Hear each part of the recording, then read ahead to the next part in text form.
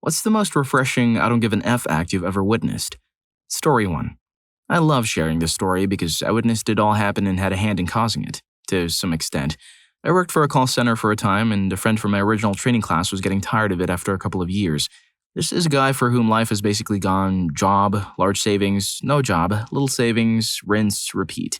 He lives totally minimalistically the whole time. So he came to this job after 2 years of neat life. And to neat life, he was prepared to return with a hearty 3 years' worth of savings under his belt. He mentioned he was fed up with the situation and no longer wanted to continue working. I valued having a friend at work with his attitude, so I convinced him to make them fire him instead. He agreed and initiated a gradual increase in laziness. During the first week, he established a strict routine of avoiding calls. He would arrive, manipulate the phone status, handle maybe one call, take his first break, return for perhaps one more call, then go on lunch, and so on. Throughout the week, he managed only 4 to 6 calls daily. Surprisingly, no one addressed the issue. In the following week, he nearly ceased taking calls entirely. He skillfully appeared busy whenever important people passed by. Surprisingly, his supervisor didn't approach him. And those monitoring phone statistics either overlooked him or were investigating a phone-related anomaly. The third week was when he really stood out. We were in charge of our own timesheets through the employee website. He'd arrive at the start of his first break, take a break, handle no calls, take his lunch break, avoid calls again, take another break, and then leave. Despite this, he logged his regular start and end times on his timesheet to be paid for a full workday. The Friday of week 3 ended when they finally confronted him. I felt a sense of pride for my friend as they placed a Word doc in front of him, stating he would surrender the pay he hadn't earned, something he immediately refused to sign. As they couldn't compel him to sign, the supervisor became irate and escorted him out right then and there. Interestingly, upon termination, there should be an exit interview. They didn't receive one, so they had to bring him back, pay for his time, and conduct a proper exit interview. Afterward, he was eligible for unemployment benefits, which increased his savings. He performed so well that he moved to Colorado. And for those who might think the company didn't deserve such a scam, I'm pleased to report that it was Comcast. I'm glad I could brighten so many folks' days with a simple tale of F the man. That dude turned walking the plank into a victory lap. Story 2. Years ago, I had just been at a club. I was with this girl who wasn't a super close friend. We had some mutual friends, so we saw each other a lot but didn't spend that much time together. Anyway, she had popped something earlier and was pretty hammered, and we were walking the train station because we were on the same line. It was almost 4 a.m., and we were both exhausted. She'd taken off her heels and was walking barefoot in the middle of winter, talking about the time she broke her arm falling off the monkey bars in school. Suddenly, she decides she wants to stop by this 24-hour burger place on the way to the station. We get there and she buys me a burger because I'm short on cash, but she also buys 5 extra burgers and fries. At the time, I was teasing her about how much food she bought. Very casually, she mentions that they're for a friend. When we get to the station, she walks over to a couple of homeless dudes, sits down next to them, and starts chatting like they've known each other their whole lives. It was a bit awkward for me. I'd never spoken to a homeless person, and these were proper homeless people. Like they smelled pretty bad and were missing half their teeth. They were nice guys, but it was a new experience for me. Anyway, we're eating burgers with these stinky homeless guys, and they light up a J and share it. The fact that she shared it with these toothless people really grossed me out, but I stuck around. When our train was only a few minutes away, we said goodbye, and I saw her slipping them some cash after hugging each of them goodbye. We got on our train with no problems, and I asked her how she was good friends with random homeless people on Earth. She laughed it off, saying that she casually chills with them when waiting for the train. It was crazy to me. She had done something wonderful for another person like it was no big deal at all. It really put me in my place when I realized that I would have otherwise never even looked at someone like that. She didn't seem to care at all about the entire exchange, and that moment sticks with me as an example of someone doing something good without needing any kind of validation. Story 3. My dad's usually quite reasonable, but when he encounters someone who isn't, he has no issue stooping to their level just to mess with them. We were leaving a parking lot, probably Bass Pro, but there's also Chipotle in that same lot, and it was lunch rush hour. As we were pulling out, a woman, really eager to reach Chipotle, was in much more of a rush than necessary. My dad had the right of way, but she tried to sneak in before he made the turn.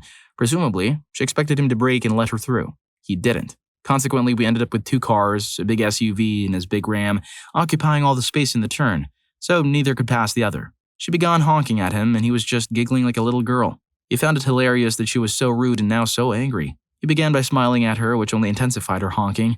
Eventually, she just lays on her horn, so naturally, he does the same. From an outside perspective, there are 2 cars engaged in a constant chorus of honking at each other. He asked him what his plan was, and he told me he was simply wasting time until she realized she could just back up. Despite nothing behind her, she could have reversed at any time, but I assumed she was so angry that she wanted him to back up instead. As I mentioned, my dad had the right of way, and he would stick to his principles until he passed away or needed to use the restroom. We were literally there for close to 10 minutes before she finally reversed. At that point, my dad decided he wanted to go the other direction and moved out of her way. She started honking at him again. This dad really showed that Karen who's boss. Hey, do you think this is funny? I'll stick around because story 5 is about to blow your mind. The dude there had enough of their toxic coworker. Story 4. Back when big screen LCD TVs were still expensive, I came home from work one day to find mine shattered. My ex-girlfriend's son accidentally broke it with a plastic lightsaber, and we had strict rules about swinging toys around in the living room. I looked at it for a minute and then calmly sent him to his room, while his mother eyed me warily. She was ready to discipline him for it, but I reassured her that it wouldn't be necessary. After he was in his room for a while, I went back and explained that we no longer had a TV because he hadn't followed the rules and wasn't careful. He lost a couple of privileges for a week or two, but mostly I refrained from buying a new TV for a few months so he could understand the impact of the loss. He would ask me about the TV, and I would remind him that he was the reason it had broken. When we finally did get a new one, he was much more careful. I believe it relates to the extent of the loss. If it were something less significant to me, I might have shouted at him or his mother for not keeping an eye on him. However, given its expense and how frequently I utilized it as a gamer or Netflix enthusiast, I recognized how futile that reaction would be. I bypassed anger entirely, moving directly to acceptance, and turned it into a teaching moment for the boy. Story 5. A few years ago, a friend of mine worked in retail alongside me, mostly moving skids to the floor and handling similar tasks. During that time, we had a terrible general manager who constantly demanded more work and a harder hustle. He was a general dirtbag. Well, my friend was leaving for a new job and had already extended his time by helping out with extra work when he could have just gone home. With a coffee in one hand and a pallet jack in the other, he was dragging skids around when our GM stopped him and asked, "Where are you taking that skid? Don't warehouse it. Put it on a top shelf out in one of those aisles." Essentially, he was asking my friend to take maybe 60-plus boxes of small products off a skid and place them on a shelf out of reach on the retail floor. And to top it off, he also wanted him to unbox them all first. Literally the most tedious and redundant task he could be doing. Our friend just dropped the skid where he was, said, "You do it," and left the building. Dude pulled a simple "no you" before dropping the mic. Respect. Story 6. I've worked as a chef at a place in Sweden, and the head chef was a real pain. The guy was baked most of the time. When he wasn't, he was hammered. So one day the owner had enough after another incident with the waiting staff. He stormed into the kitchen, yelled at the guy, and told him to go home and never come back. The head chef began removing his work clothes right then and there, getting almost bare until he only had socks, shoes, and underwear on. He grabbed a bottle of wine from beside the oven, opened it, and headed out the kitchen door into the dining area. He paused, chugged the entire wine bottle in front of the guests, carefully placed it on a table, and then left. This incident took place during midwinter in the northern part of Sweden. He lived about 10 minutes away and didn't own a car. Never said a word to the owner. I never saw him again either. I'm not sure if refreshing is the right word, but I sort of respected his exit despite him being an absolute dirtbag. Just wanted to share it here. I'm really glad I'm no longer working as a chef, because I feel like that's where I'd be in 10 to 15 years. The head chef wasn't just hooked. He struggled with stress when things went wrong and never took responsibility. It was always someone else's fault. He had the talent to create incredible dishes spontaneously and handle regular kitchen stress, but he couldn't manage it when it involved depending on others. I could overlook the drinking and use of illegal substances if he'd been able to maintain his composure. Anyone who's worked in a restaurant will understand what I mean by that. Nowadays, I'm on the other side of the fence. I evaluate customer service and product quality at hotels, restaurants, and shops all over Sweden. I couldn't be happier with my job. Story 7. I went to one of the nicer theaters in town. A cool spot for a date night where most people dress moderately. They serve real good food. The seats are reclining, reserved leather ones, and there's even a bar. It's the whole 9 yards. There was a lady around her mid-50s to early 60s, there with her husband. She was in her pajamas, wrapped in a blanket, carrying a pillow, while her husband, dressed in khakis and a polo, gathered lots of children's candy. She then settled down in her cocoon of blankets and snacks. This lady is my inspiration. She didn't care about looking out of place. She simply wanted comfort in the theater. It was awesome. That lady's living the dream. Who needs fancy clothes when you've got the ultimate comfort in your pajamas? Do my stories make you want to be yourself and break the mold? If so, then hit the like button and subscribe to my channel for more. Story 8. I used to work at the reception of an upscale hotel. We had an elderly gentleman in his mid-80s working as a concierge who would spend his shifts chatting with guests. He was likable and charming, but often got away with being a little inappropriate. One day, 2 ladies checked in for a spa weekend. As he walked away rolling their luggage, I overheard his conversation. He asked them where they were from, and they replied, "Halifax." His response was, "Well, I once had a rather intense, intimate experience with a girl from Halifax. Such a lovely little town." They laughed. The elderly can manage the escape with various things. Story 9. I work in IT, and for much of my career, I was a network administrator. When I joined the team, it consisted of just 2 people, the senior network engineer and me. I'd only been on the job for a short time, and our employer was preparing for a massive upgrade of our campus-wide network. Early in the planning, our employer thought our engineer didn't have the experience to handle a project of this size, so they wanted to bring in an outside consultant. Our engineer said this was a waste of time and money.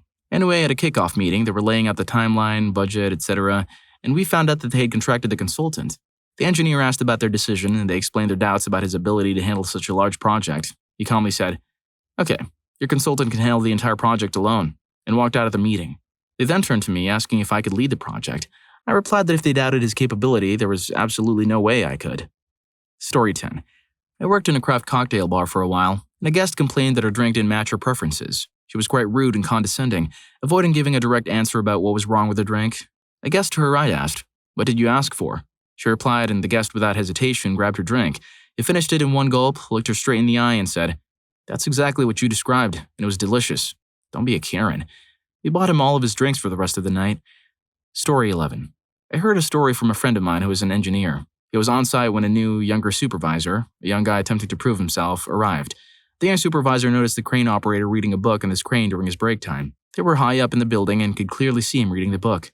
The supervisor asked why he was allowed to do that and, attempting to make a point, decided to send the guy home, emphasizing that it cost the company money for him to read books while working. The supervisor persisted, despite the crane operator explaining that he was on his lunch break and that reading a book and enjoying his coffee was his preferred break activity. Additionally, it didn't make sense for him to climb down many feet just for his lunch break. Anyway, the supervisor sends the guy home, and an hour later, the higher-up boss arrives on site, noticing the absence of the crane operator. He inquires, and the others explain what transpired. It turns out that the crane operator was one of only 3 people in the country at the time who could operate that crane. Consequently, the supervisor got fired, the crane operator received a raise, and he's now permitted to read his book whenever he pleases. Story 12. One day at my former job, my boss called everyone together as upper management had decided to lay off some employees. An elderly lady overheard this from the bathroom, swiftly left, gathered her belongings, and departed before she could be formally dismissed. Later, she contacted HR, informing them she would be taking her pending paid vacation, and promptly hung up before HR could respond. She then deactivated all possible forms of contact, including her cell phone and emails. Then she took 30 days of paid vacation, 4 days of paid sick leave, and an additional 29 days of absence. In my country, the law permits being absent for 29 consecutive days without facing termination for just cause. Upon her return, she was indeed dismissed without valid cause and received all the benefits she was entitled to, such as unemployment insurance, etc. Yeah, the old lady took a 30-day vacation, 4 days of sick leave, and 29 days of absence before she could be formally fired. Damn, that lady outplayed them like a pro. It just goes to show that knowing your right has its perks. Story 13. In high school, a friend of mine got extremely hammered. I mean, it's a miracle he didn't end up in the hospital. He didn't have a ride home from the party, so what did he do? He calls the police and reports, "Yeah, there's some heavily intoxicated person walking up 3rd Street and causing a scene." And what does he do next? He walks up 3rd Street until they pick him up and drive him to his mother's house. Story 14. I was driving behind a person wearing a hat driving their convertible with the top down on a nice summer day. For some reason, they leaned their head out of the car and their hat flew right off in the wind. Without missing a beat, they reached over to their passenger seat and put another hat on their head, kept driving like nothing had happened. Her reasoning, if I remember correctly, was along the lines that whoever found the glove wouldn't be able to use just one, so she might as well complete the set. Story 15.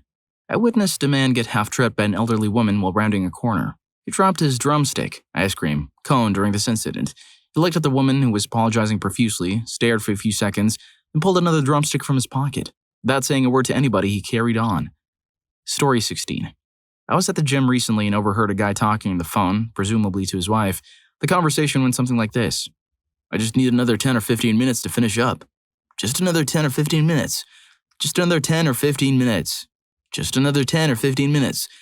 Just another... Okay, fine, I'm leaving now." He then hung up and spent the next 10 to 15 minutes finishing up his routine. Story 17. At a high school party where everyone was drinking, and there were around 90 people, I'll never forget seeing the cops pull into the driveway. Everyone took off sprinting into the cornfields, a rural area with a mile of corn about 500 feet from the house, while everyone else was sprinting away from the cops. One guy sat in a lawn chair and continued to drink. I was watching it from the bed of my truck while hiding. Story 18. A guy at my work, making over $100K, was being criticized for something trivial by the supervisor, whom nobody likes. He didn't say anything, just left all his stuff, got up, and walked out. 2 days later, he received a raise and no longer had a supervisor.